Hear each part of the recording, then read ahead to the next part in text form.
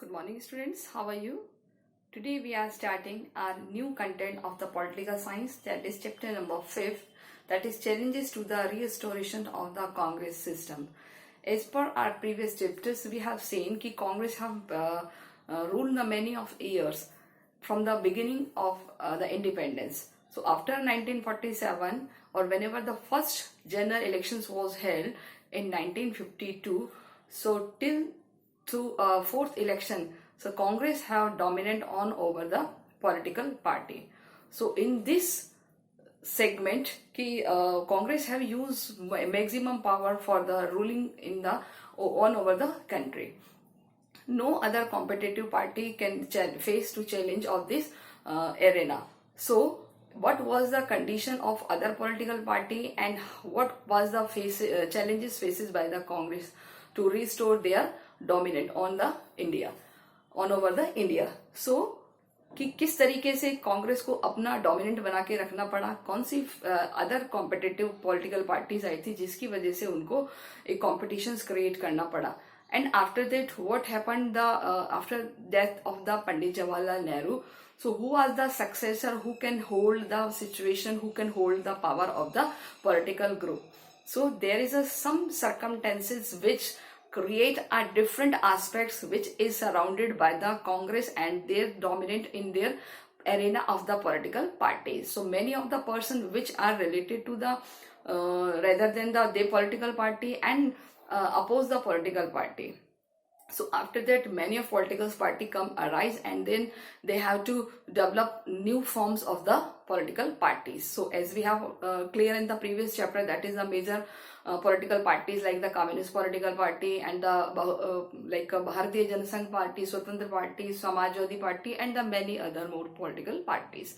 So in this arena, so it is very difficult to compete with the other political parties. So just let us look what was the condition at the time of independence Congress system.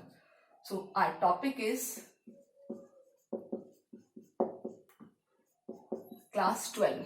Okay, हमारा जो topic है class 12 के लिए that is challenges to and restoration. Challenges to restoration. Restoration यानी किसी चीज को बना के रखना of the Congress system. Of the Congress system. So what was the Congress system? So first of all we will clear about the Congress system क्या था. तो कौन कौन से challenges face करने पड़े थे. तो सबसे पहले हम बात करेंगे challenges. What kind of challenges faced by the Congress? One important thing, that is the Pandit Jawaharlal Nehru, J.L. Nehru, passed away 1964. Everybody knows कि passed away हो गए थे 1964 में. And it was the time whenever the lot of spectacle about the usual question of the succession. So after Nehru who, यानी कि after Nehru who will handle the system, यानी अब नेहरू के बाद उस सिस्टम को कौन हैंडल करेगा. So it was the greatest question. So the second question aroused the serious doubt that many authors had the doubt whether India's democratic experiment will survive. Second challenge क्या था कि how democratic experiment will survive. Because क्या था कि जो democracy थी वो हमें एक बहुत लंबे टाइम से चाहिए थी, बट आफ्टर इंडिपेंडेंस जब हमने उसको शुरू किया तो then we will find that is कि एक सिस्टम जो हमें कंटिन्यू करना है and that is the democratic way. So it was the another question. So it was fear like that the so many newly independent countries of India, यानी कि जो नेहरू जी जिस तरीके से सर्वाइव कर रहे थे वैसे अब उसको और कोई सर्वाइव कर पाएगा या नहीं. So India too would not be able to manage a democratic succession. So failure to do it is feared could to the political role of the army. Besides, there is a doubt to new leadership would be able to handle to multiple crises awaited. So ये जो time था 1960 वाला, इस time को क्या declare किया गया है? Declared as a dangerous time, dangerous in the sense बड़ा ही खतरनाक वाला टाइम था, डेंजरस टाइम। तो ये जो टाइम था बड़ा डेंजरस था, क्यों था? क्योंकि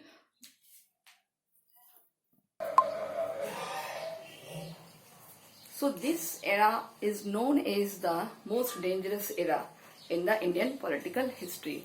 So who was the successor of Pandit Jawaharlal Nehru to handle the Congress system? So it is another greatest question which can be seen many of the time. So we will see about this question.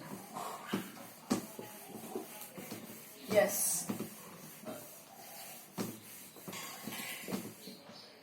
Now from Nehru to Shastri, from Nehru ji, Nehru to Shastri, clear. तो पंडित जवाहरलाल नेहरू के बाद अगर हम देखें तो किसी system को अगर हैंडल करने के लिए पर्सन्स की सलाह तलाश की गई तो उनमें तो फर्स्ट नेम था, that was the Lal Bahadur Shastri, clear. So a person की एक नेहरू की डेथ के बाद के कामराज जो कि प्रेसिडेंट थे, के कामराज जो कि प्रेसिडेंट थे कांग्रेस पार्टी के, president of Congress political party, यानी कि कांग्रेस की पॉलिटिकल पार्टी के लीडर थे on that time. So what was the situation, the political party की consulted to party leaders and the congressmen to parliament and found he was a conscious about the favour of Lal Bahadur Shastri, यानी इन्होंने क्या करा है, favoured किया है, favoured to Lal Bahadur Shastri, ये हमें याद रखना है। That is the Shastri ji favoured by the K Kamaraj, उन्होंने अपने पार्टी के मेंबर्स को भी प्रिपेयर किया। So he was the unanimously chosen by the leader for the Congress parliamentary party, thus become a country's next prime minister, and then ये जो बन गए हैं कंट्री के नेक्स्ट पीएम, यानी कि सेकंड पीएम ऑफ इंडिया, यानी भारत के जो है वो दूसरे प्रधानमंत्री ये बन गए। अब हम बात करते हैं कि किस तरीके से क्या क्या इनका रोल रहा है प्राइम मिनिस्टर। तो Shastri was the non controversial leader, इनकी जो छवि थी वो बहुत अच्छी थी, from UP and had been the minister of Nehru's cabinet many of the years. ये क्या रहे हैं, नेहरू कैबिनेट में मिनिस्टर रहे हैं, लाल बहादुर शास्त्री नेहरू जी की कैबिनेट में मिनिस्टर भी रहे हैं। एंड अपार्ट दिस और क्या हुए हैं ये कि he has been the Nehru's cabinet many of the years. He come to depend on the time last year. He was the simplicity and the commitment no principle. इनकी एक खास बात थी कि he was a very simple person. Simple but commitment in the sense कि जो इन्होंने commitment कर लिया, जो ये बात करते हैं उनको ये पूरा करते हैं। Commitment to the principle, to the, यानी कि जो इनके खुद के सिद्धांत होते हैं वो उनके रिगार्डिंग बड़े ही कमिटेड पर्सन थे। कुछ टाइम पहले इन्होंने रिजाइन किया था, रिजाइन किसे, रेलवे की पोस्ट से रिजाइन किया था। तो फ्रॉम रेलवे मिनिस्टर, क्लियर। तो रेलवे की मिनिस्टर की पोस्ट से इन्होंने रेजिग्नेशन दिया था, बिकॉज उस टाइम कुछ एक रेलवे का एक्सीडेंट हो गया था, and after that he resign from his post.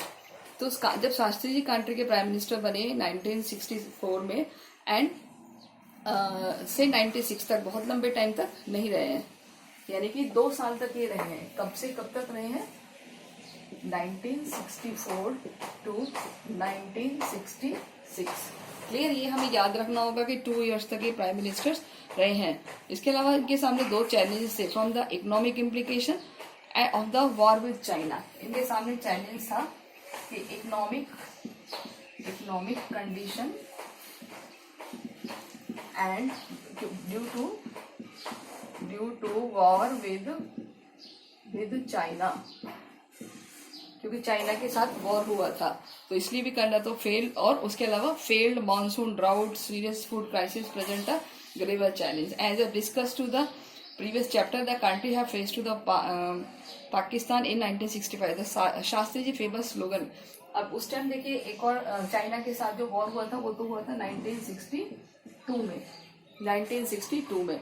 इसके अलावा जो एक और वॉर हुआ था द इकोनॉमिक क्राइसिस, यहाँ पर हमें लिखते हैं कि 1965 में पाकिस्तान का भी वॉर उस टाइम ही हुआ था. तो दो मेजर उन्होंने वॉर देखे थे जिसकी वजह से economic condition was not so good. So regarding this की पंडित जो थे लाल बहादुर शास्त्री, उन्होंने बहुत ज़्यादा कंसंट्रेट किया और ध्यान दिया था कि हमें कुछ बातों पर सबसे ज़्यादा ध्यान देना होगा, and that is our economy and that is our security. So उनका एक मोस्ट फेमस स्लोगन है. स्लोगन मतलब नारा. आपने याद लिया होगा ना कि स्लोगन होता है ना जैसे नारा जिसको हम कहते हैं, और वो क्या स्लोगन था? दैट इज द जय जवान जय किसान.